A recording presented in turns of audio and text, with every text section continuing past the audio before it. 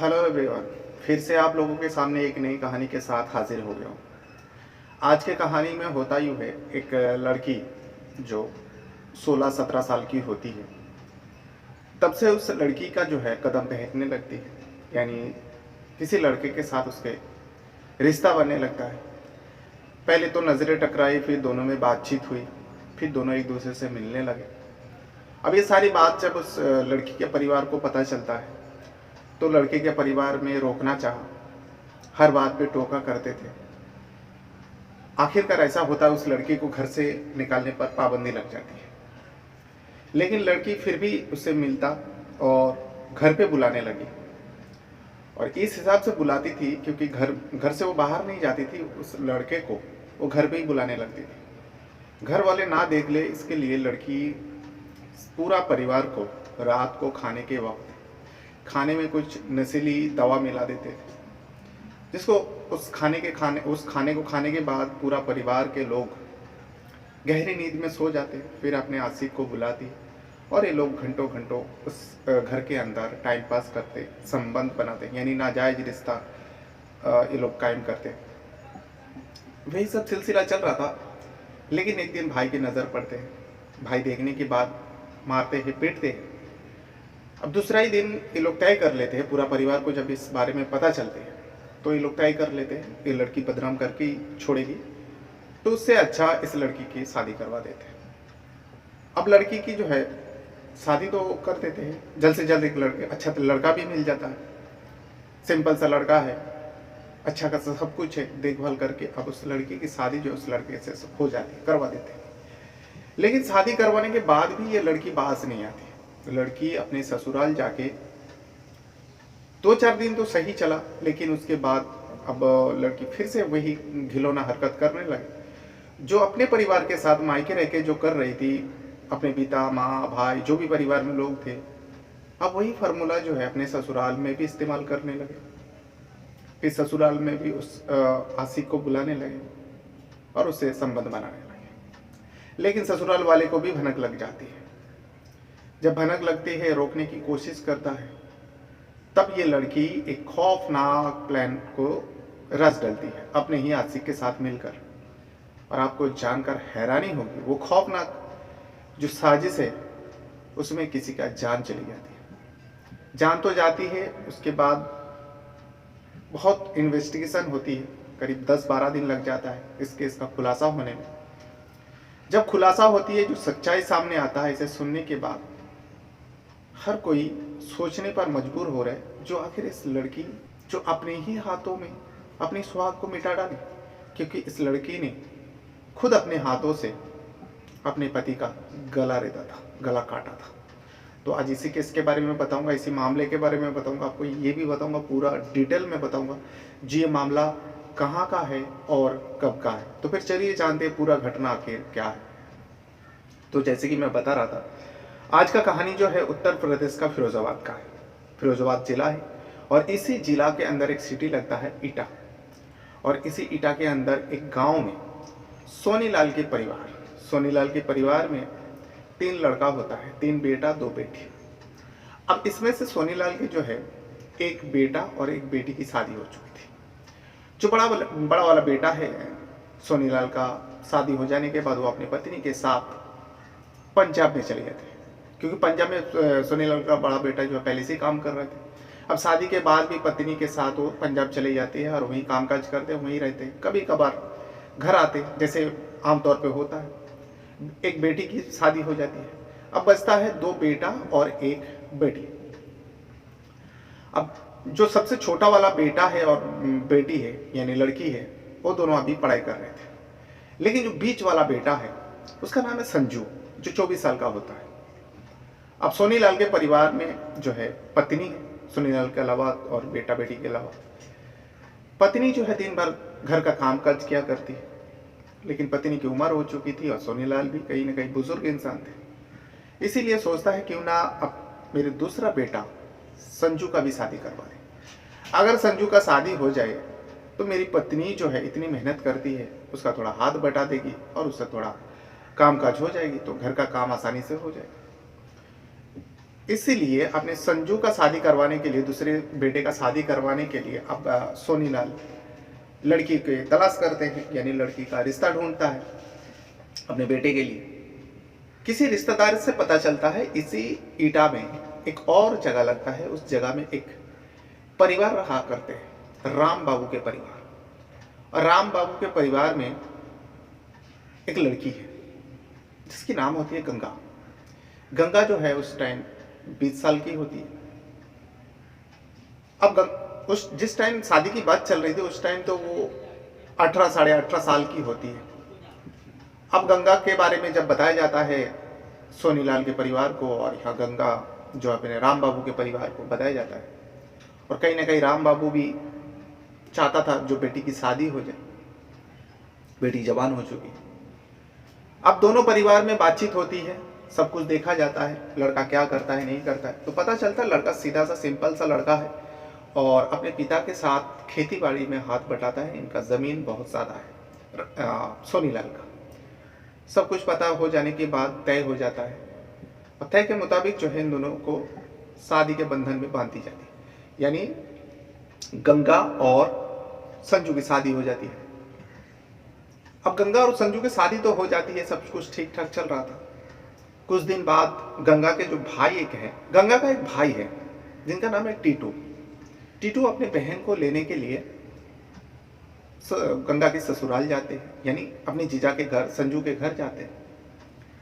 अब जाने के बाद जब ले जाने की बातचीत कर रहा है जो गंगा की सास है, यानी संजू की माँ, वो अपने बहू के भाई को टीटू को कहता है जो अपने बहन को जो है जरा तौर तरीका सिखाओ, जो अपने मायके में किया करती थी वो ससुराल में नहीं चलती। ससुराल में कामकाज करना पड़ता है, लोगों का बात सुनना पड़ता है, जो घर वाले क्या कह रहे हैं, ससुराल वाले क्या कह रहे हैं, खास करके सास ससुर की क्या चाहती है, वो सब ख्याल रखना चाहिए। अपने बहन को समझाओ। अब जब बहन की सास इस तरीके का बात करती है तो टीटू को बहुत बुरा लगता है। टीटू उसी ससुराल में, गंगा के ससुराल में गंगा को बहुत गुस्से में देखता है। देखने के बाद अब गंगा को लेकर अपने घर चले आते। अब घर चले आने के बाद अपने माँ को कहता है टीटू, देखो तुम्हारे लाड़ प्यार ने इस लड़की को बिगाड़ कर रख दिया। अब तो इनके ससुराल वाले से भी बात सुनने को मिल रही है। गंगा की माँ कहती है, बेटा अब तुम जो करते थे शादी से पहले, तुम अगर शादी के बाद वही चीज करोगे तो तुम्हारा घर में कभी खुशहाली नहीं आएगी। तुमको सुधारना पड़ेगा। तुम जिस हिसाब से चलती हो वो सब चाल चलन बदलना पड़ेगा। लेकिन गंगा इसमें उल्टा जवाब देती है, जो मेरी मर्जी से तो शादी नहीं हुई है तो मैं क्यों उन लोगों का बात सुनूं। दरअसल इसमें एक कहानी सामने आ जाती है। गंगा इसीलिए कह रही है मेरी मर्जी से शादी नहीं हुई, क्योंकि गंगा की शादी जो है जबरन उस संजू से कराया गया था, गंगा के परिवार के। क्योंकि शादी से पहले जो है गंगा किसी और को प्यार करती थी और को चाहती थी, और वो जो है इसी गांव का रहने वाला होता है जिस गांव का गंगा होती है। अब जिस लड़का को ये चाहती थी उस लड़के का नाम होता है किशन लाल का बेटा, जो किशन लाल के परिवार भी इसी गांव में रहते थे, और दरअसल पड़ोस के गांव का था वो। रंजीत नाम होता है। रंजीत जो है बड़े एकदम, वो कहते हैं ना, बदमाश टाइप का थोड़ा लड़का था। किशन लाल का बेटा था। किशन लाल के पास कोई चीज़ की कमी नहीं, जिसकी वजह से ये बेटा जो है आवारागिरी किया करते थे, काम काज तो किया करते थे नहीं। ये किशन लाल का भी 3 बेटा होता है। तीनों में से नालायक बेटा जो होता है यही रंजीत होता है। अब रंजीत से जो है गंगा प्यार कर बैठी, और ये प्यार जो है 1-2 दिन की नहीं बल्कि करीब 1.5-2 सालों से चल रहा था। शुरुआत जो है एक मोबाइल की दुकान से होती है। रंजीत उस मोबाइल की दुकान में बैठा हुआ था तो गंगा अपने मोबाइल को लेकर कुछ रिचार्ज वगैरह करने के लिए उस दुकान में जाती है। अब जाने के बाद रंजीत से मुलाकात होती है। रंजीत बैठा रहता है। रंजीत थोड़ा बहुत तारीफ करता है, मोबाइल देखता है और कहता है अच्छा मोबाइल है, और बिल्कुल आप ही के जैसा स्मार्ट जैसे आप स्मार्ट दिखती हो वैसे आपका मोबाइल भी स्मार्ट है। अब ये बातों का सिलसिला शुरू हुआ और इतने में रिचार्ज होता है तो वो लड़की जो है गंगा वहाँ से दुकान से चलने लगती है। तभी रंजीत वहाँ पे बैठा हुआ था, क्योंकि रंजीत का दोस्त का दुकान होता है वो। अब रंजीत भी, क्योंकि बाइक चलाता था वो, रंजीत अब उस लड़की के पीछे पीछे आते हैं बाइक से। लड़की थोड़ा आगे निकल चुकी थी। रास्ते में मुलाकात हो जाती है। रंजीत आवाज़ देते हैं, अरे मैडम कहाँ जाना है, कौन से गांव से हो आप? गंगा जो है अपने गांव का नाम बताती है और इसमें रंजीत कहता है, अगर आपको एतराज ना हो चलो छोड़ देता हूँ आपको, कहाँ पैदल जाओगे? अब गंगा इधर उधर ना सोचते हुए सीधा उस रंजीत के बाइक पे बैठ जाते हैं। अब बाइक पे बैठने के बाद दोनों बातचीत करने लगते हैं। गंगा अपने बारे में बताती है, रंजीत अपने बारे में बताता है, सब कुछ बताता है। रंजीत जो पहचान देता है, इसमें गंगा को भी लगता है, क्योंकि उसका घर बार दूसरे भले ही पड़ोस के गांव में है, लेकिन गंगा जानती थी ये पैसा वाले घर का लड़का है। अब दोनों उसी बाइक पे नंबर एक्सचेंज कर लेते हैं। गंगा जो है रंजीत का मोबाइल नंबर ले लेती है और रंजीत को अपना नंबर मिस कॉल के जरिए दे देती है। गांव पहुंचने से पहले ही जो है गंगा कहती है, मुझे यहाँ उतार दो, अगर गांव वाले देख लिया तो घर वाले को शिकायत कर देंगे। गंगा उतर जाती है। अब दोनों अलग अलग जगह रास्ते में चले जाते, वो अपने गांव चले जाते हैं, रंजीत गंगा अपने घर चली जाती है। फिर उसके बाद जो मोबाइल के जरिए बातों का सिलसिला शुरू हुआ, ये सिलसिला इतना ज़्यादा बढ़ा कि आप धीरे धीरे दोनों का नज़दीकी आप प्यार परवन चढ़ने लगे। अब दोनों मिलना चाहते थे, लेकिन मिलना तो पॉसिबल नहीं था। कभी बाहर मिला करते थे, फ़ोन करते तो गंगा अपने घर से निकल जाती किसी काम के बहाने से, और वहीं रंजीत जो है तो आवारागिरी करता ही था। बाप का बेशुमार दौलत था, उड़ाता था, बाइक से इधर उधर घुमा करता था। अब गंगा को भी लेकर वो इधर उधर घूमने लगे, तो गंगा के गांव वाले किसी ने देख लिया गंगा को उस रंजीत के साथ। ये बात गंगा के घर वाले को बताया, पहली शिकायत था। इस बात से लेकर गंगा के परिवार थोड़ा नाराज हुआ और गंगा आते ही पूछताछ की, लेकिन गंगा इसमें सीधा इनकार कर देती है, जो ये तो गांव वाले का कहना ही है, बदनामी देना है। इग्नोर कर देते हैं परिवार वाले। फिर किसी का शिकायत, फिर किसी का शिकायत। अब 2-4 दिनों में एक एक शिकायत मिलती रहती है। आखिरकार जब गंगा के भाई टीटू को ये शिकायत मिलती है, टीटू इस बात को लेकर बहुत ज़्यादा गुस्सा होता है, नाराज होता है और अपने परिवार से कह देता है, आज के बाद गंगा को बाहर मत निकालने दो, क्योंकि ये लड़की जो है बदनाम करके छोड़ेगी। और जिस लड़के के साथ घूमते हैं, जिस लड़के के साथ ये घूमती है, आप लोगों को पता है पास के गांव में वो थोड़ा बदमाश है और वो आवारागिरी करता है, वो बाप का पैसा उड़ाता है, वो कुछ खुद तो कुछ करता नहीं। तो वैसे ऐसी बातें जो है टीटू अब परिवार वाले को कहने लगा। वही सोनीलाल और सोनीलाल की पत्नी यानी गंगा और गंगा की माँ और गंगा के पिता को ये सारी बात बहुत बुरा लगता है, अपनी बेटी के बारे में सुनता है। तो गंगा को जो है अब पाबंदी लग जाती है। माँ कहती है, बेटा देख, तेरी उम्र हो चुकी है शादी की, तू जवान हो चुकी है यार, ये सब सारी बातें अगर सुनने को मिलेगी तेरे को, कौन लड़का, कोई अच्छा परिवार से कोई लड़का तुझे पसंद नहीं करेगा, तो उससे अच्छा तू घर पे रहा कर और घर के काम काज सीख, तेरे 1-2 साल में तेरा शादी करा देंगे, अच्छा लड़का देखकर। पाबंदी लग जाती है, बाहर निकालना बंद हो जाती है। लेकिन ये जो है गंगा अब चाहती थी, बगैर मिले रह नहीं पा रही थी वो रंजीत से, और रंजीत का भी वही हाल है। तो गंगा अब इसे रात को अपने ही घर पे बुलाने लगी। अब रात को बुलाने के बाद छत पे लोग मिलते, टाइम पास करते, टाइम थोड़ा बिताते दोनों साथ में। एक दिन रात को जो है अचानक टीटू का नींद खुलती है और वो बाथरूम की ओर जाने लगते हैं, तो दिखता है कि बहन के घर के दरवाज़ा ठीक से बंद नहीं है। वो सोचती है इतना रात को बहन के घर के दरवाज़ा ठीक से बंद नहीं है। वो अपने बहन के कमरे में झाँकते तो देखते कि बहन बेड पर नहीं है। तो सोचती है बाथरूम गई होगी, क्योंकि वो भी बाथरूम की ओर जा रहा था। थोड़ा टाइम रुका रहा, जो बहन बाथरूम में है तो मैं कैसे जा सकता हूँ। थोड़ा टाइम रुकने के बाद देखते हैं कि बहन आती नहीं है। वो बाथरूम की ओर बढ़ता है, देखता है कि बाथरूम में तो कोई भी नहीं है और कमरे में भी नहीं है गंगा। तो कुछ शक हुआ, अब इसे जो से बाथरूम में लगी हुई थी। लेकिन जब बाथरूम को करके फिर से बाहर आते हैं तो देखता है कि गंगा कमरे में है। गंगा से पूछताछ करते, तू इतना रात को कहाँ गई थी? तो इसमें गंगा कहती है, भैया मैं तो यहीं पे थी, अब इसमें टीटू आश्चर्य होता है, वो खुद अपने आंखों से देखा बेड खाली थी, कोई भी नहीं था, बाथरूम में भी कोई नहीं था, लेकिन इतने में छत से कूदने की किसी का आवाज आता है। दौड़ते हुए टीटू छत पर चढ़ता है तो देखता कोई भी नहीं। अब इस बात को लेकर जो है वो परेशान था, उसे ये भी लग रहा था ऐसा तो नहीं जो ये रंजित को बुलाती होगी, छत पर मिला होगा, छत से वो कूद के भागा होगा और ये फिर अपने कमरे में आ गए। इसका मन में आया और ये भी उसे लग रहा था शायद भ्रम हो सकता है। उस दिन इस बात को किसी को बताता नहीं वो टीटू, मन ही मन में रह जाता है। लेकिन यही सिलसिला कुछ दिनों से चल रहा था और एक दिन रात के वक्त जो है गंगा की माँ जो है रंगे हाथ पकड़ लेते हैं अपनी बेटी को, गंगा को, उस रंजित के साथ छत पर। उस दिन तो रंजित तो वहां से फरार हो जाता है, लेकिन उस दिन उसी रात को गंगा को खड़ी खुटी सुनाने लगे।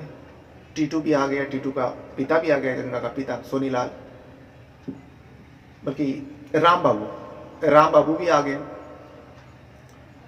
अब टीटू जो है गंगा को मारते हैं, पीटते हैं और उन लोग फैसला कर लेते हैं कि लड़की बदनाम करके ही छोड़ेगी, फौरन इस लड़की की शादी करवा दी जाए।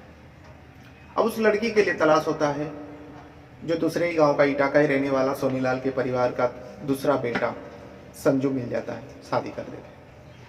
इस शादी से नाखुश था गंगा, जिसका नतीजा ये हुआ जो एक दिन एक खौफनाक साजिश होती है। दरअसल गंगा जब बिहार शादी हो जाती है, गंगा अपने ससुराल चली जाती है। वहाँ जाने के बाद भी जो है अब ससुराल में जिस हिसाब से चलना चाहिए वो नहीं चल रही थी। वो अपने मायके में जो किया करती थी वही ससुराल में क्या करती है। अब जो सोनीलाल के परिवार था, जो सोचा था, बिल्कुल उल्टा हो रहा था। जो बहू आ जाएगी तो सोनीलाल की पत्नी को थोड़ा आराम मिल जाएगी, यानी संजू को माँ को थोड़ा आराम मिल जाएगी, बहू सब काम काज कर लेगी घर की। लेकिन ये तो कुछ काम काज करती ही नहीं थी। दिन भर टीवी देखना, मोबाइल पे टाइम पास करना, किसी से घंटों घंटों बातें करना और टोको तो उल्टा जवाब देना। कहीं ना कहीं अब सोनीलाल के परिवार इस बहू से परेशान हो गए थे। ये सारी शिकायत उसके मायके में यानी टीटू को कर देते हैं। टीटू जब लेने के लिए जाते हैं अपनी बहन को, अब लाने के लिए गए थे तो सारी शिकायत मिली। ये बात को लेकर घर में झगड़ा हुआ भी बात। दरअसल गंगा जो है ससुराल में जाके जब रहने लगती है तब एक दिन रंजीत वहां पहुंचता है। अब रंजीत जब पहुंचता है तो ससुराल वाले पूछता है ये कौन है, तो गंगा इसमें कहती है ये मेरा दूर का रिश्तेदार है। अब बहू के रिश्तेदार है तो परिवार वाले ने कुछ नहीं कहा, लेकिन रंजीत का घड़ी घड़ी आना जाना लगा रहा तो परिवार वाले अब गंगा के ससुराल वाले से टोकने लगे जो ये सब अच्छा नहीं है, एक जवान लड़का है और अगर आएंगे तो हमारे आसपास में लोग बदनामी देगा, भले ही तुम्हारे रिश्तेदार है लेकिन ये हर 2 दिन में आना हम लोग को अच्छा नहीं लग रहा है, तो उसे बोलो जो ना आया करे, नहीं तो तुम्हारे घर वाले को बताना पड़ेगा। अब ये सुनने के बाद जो है गंगा परेशान हो उठी और इस बात को रंजीत को फोन पे बताती। अब रंजीत बताता ठीक है, अगर ऐसा ही है तो वही फार्मूला यूज करो जो तुम अपने घर पे यूज किया करते थे मुझसे मिलने के लिए, यानी इन लोगों को भी तुम उस नींद की गोली दिया करो, जब ये लोग सो जाएंगे गहरी नींद पे हम रात के वक्त आएंगे। कुछ दिनों से यही सब चल रहा था। ये लोग खाना खाते, सुबह उठते तो सर भारी रहता और ये लोग उसी घर में मिला करते, रंजीत और गंगा। अब इन लोगों को ससुराल वाले को लग रहा था कुछ दिनों से जो है हम लोग का सर भारी क्यों होता है, और खास करके जो संजू है उसको डाउट हुआ अपने पत्नी के ऊपर, जो ऐसा तो नहीं वो रंजीत से मिलने के लिए, क्योंकि ये मामला बहुत आगे बढ़ चुका था ससुराल वाले और भनक लग चुका था और संजू कहीं ना कहीं खबर भी लिया था, जिसके चलते अब उसे शक होने लगा। अब वो खाना नहीं खाता था, रात के वक्त बाहर से खाता था। अब ये फार्मूला भी काम करना बंद कर दिया। तब परेशान होकर गंगा जो है खौफनाक साजिश को रच डालते हैं। वो अपने प्रेमी आशिक लवर को कहती है जो इस संजू को हमारे बीच से हटाना पड़ेगा, अगर ये हट जाए तो हम दोनों को रोकने से कोई नहीं रोक सकता, हम दोनों को मिलने से कोई नहीं रोक सकता। प्लान हो जाती है, यानी रास्ते से बोले तो इस दुनिया से हटाने का। एक पत्नी होकर अपने पति को मारने की साजिश रच डालते अपने आशिक प्रेमी को बताती है और सब कुछ तय हो जाता है, दिन तय सब कुछ हो जाता है।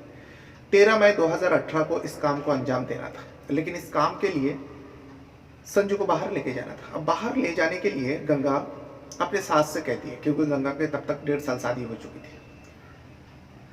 अब 1.5 साल हो जाने के बाद भी बच्चा नहीं हो रहा था, तो गंगा कहती है अपनी सास को, माँ ईटा जो मेन शहर है, ईटा में एक डॉक्टर है, वो अच्छा इलाज करता है, बहुत सारे हमारे गांव का महिलाओं का इलाज किया और सारे लोगों का बच्चा हुआ, तो क्यों ना हम लोग उसी डॉक्टर को दिखाएं। इसमें एक सास है, खुश हो जाती है और ये भी सोचती है एक बच्चा आ जाएगा तो ये जो गंगा है मेरी बहू है, घर में दिल लगेगा और बच्चे के साथ उसका टाइम पास हो जाएगा। सास परमिशन दे देती है। 13 मई 2018 को सुबह के वक्त दोनों निकालते हैं, संजू और गंगा पति पत्नी बाइक से निकालते हैं। लेकिन उससे पहले प्लान के तहत रंजीत अपने एक दोस्त के साथ, राजेश नाम होता है, उसको लेकर जिस जगह पे ये दोनों मिलना था, यानी गंगा और रंजीत को, उस जगह पे पहले से ये लोग तय था। लेकिन संजू को मारना इतना आसान नहीं था। ये भी एक प्लान के तहत जो गंगा जो है एक पानी की बोतल लेती है, जो रास्ते में प्यास लगेंगे पिएंगे। एक जगह आती है, वहाँ पे बैठते हैं। बैठने के बाद संजू को पानी देते हैं, खुद पीती है, लेकिन संजू को देने से पहले उस पानी में नींद की गोली मिला देती है। नींद की ज़्यादातर में गोली मिला दिया था, जिसके वजह से संजू उस पानी को पीने के बाद थोड़ा टाइम आराम कर रहे थे झाड़ के नीचे, वहीं पे बेहोश हो जाती है। जैसे ही बेहोश हो जाता है वो, फौरन जो है रंजीत और राजेश वहाँ पे पहुँच जाते हैं, क्योंकि वो लोग साइड में ही था, उस जगह पे रोकना था, पानी पीना था, सब कुछ प्लान के तहत हो रहा था जो गंगा ने प्लान की थी। अब जैसे बेहोश होता है, अब राजेश और रंजीत वहीं पे खड़ा था, आ जाता है। आ जाने के बाद एक रिक्शा वाले को बुलाता है और चारों उस रिक्शा में बैठ जाते हैं।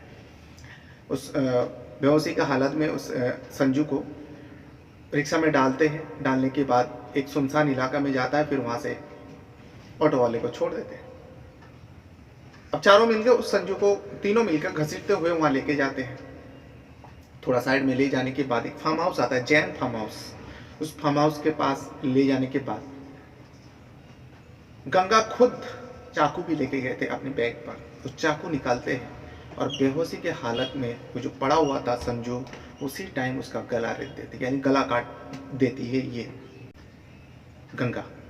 अब काटने के बाद वहाँ से राजेश अपने घर चले जाते हैं, यानी रंजीत के दोस्त हैं, वहाँ से वो अपने गांव चले जाते हैं। और यहाँ पर गंगा और संजू प्लान के तहत जो है रंजीत के घड़ी जो वहाँ पे फेंक देते हैं, क्योंकि लोगों को लगेगा, उसका चेहरा भी बिगड़ दिया था संजू का, लोगों को लगेगा ये रंजीत की बॉडी है, और मोबाइल भी फेंक देते हैं। दोनों फरार हो जाते हैं। उसके बाद किसी ने इस बॉडी को देखता है, पुलिस को खबर देता है, ईटा पुलिस को खबर देता है, वहाँ पे पहुँचता है।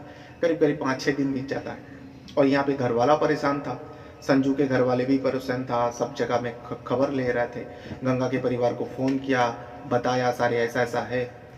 अब ये लोग ढूंढ रहे थे, लेकिन इतने में पुलिस कंप्लेन भी हुआ था मिसिंग का। तब पुलिस वाले इन परिवार को खबर देता है जो ऐसा ऐसा हुआ है, लेकिन जब जाता है तो देखता है कि ये रंजीत का बॉडी है, क्योंकि मोबाइल और उससे घड़ी से पता चलता है। लेकिन रंजीत के परिवार को जब बुलाते हैं तो पता चलता है रंजीत के परिवार इनकार कर देता है, जी नहीं, ये मेरा बेटा नहीं है। तब सोनीलाल को खबर दी जाती है और बताता है, सोनीलाल स्नात कर लेता है, हाँ ये मेरा बेटा संजू है। जब उसे पूछा जाता है तो अपने बहू के बारे में पूरा डाउट बता देते हैं, जो बहू का ऐसा ऐसा रिश्ता था और एक रंजीत नाम का लड़का से उसका रिलेशन था, जबरन उसका शादी करवाया। अब मामला क्लियर हो जाता है, खबरी को एक्टिव कर देते हैं, रंजीत और गंगा को पकड़े। लोग कहीं भागने के चक्कर में था, एक रेलवे स्टेशन में इंतज़ार कर रहे थे गाड़ी का, तब तक खबरी खबर देते हैं, पुलिस पहुंचता है, दोनों को थाने लाता है। दोनों को थाने लाने के बाद जब तसल्ली से पूछताछ करते हैं, ये दोनों सच के अलावा चारा ही नहीं था इन दोनों के ऊपर, क्योंकि सब कुछ मिल चुका था। मुखबिर के सारे टिप और दोनों परिवार के और उस राजेश को भी कहीं ना कहीं देखा गया था उन दोनों के साथ, तो उसको भी पकड़ लेते हैं और सारे लोगों का बयान दर्ज होने के बाद 302 का धारा लगाता है। 302 का धारा लगाने के बाद खास करके गंगा के ऊपर और अदालत में पेश होती है और जेल भेज देता है। पूरी कहानी को सुनने के बाद खास करके उस गंगा के परिवार को यकीन ही नहीं हो रहा था जो लड़की इतना खौफनाक प्लान को रच भी सकती है और उसको अंजाम तक पहुंचा भी सकती है। इस कहानी में इतना ही पता चला है कि अगर किसी के साथ भी अगर आप जबरन कुछ करवाओगे तो कहीं ना कहीं उसकी जो है एंड बहुत ही खौफनाक और ख़तरनाक हो सकती है, जैसे इसमें गंगा ने कर दिया। जबरन उसकी शादी कराया, जिसका नतीजा ये हुआ उसने अपने ही पति का गला काट कर इस दुनिया से हटा दिया। ये था वो कहानी जो उत्तर प्रदेश फिरोज़ाबाद का है और ईटा शहर का है। अपने साथ साथ अपना परिवार का भी बहुत ज़्यादा ख्याल रखिएगा और इस वीडियो को देखने के लिए आपका बहुत बहुत धन्यवाद करता हूँ। Thank you very much.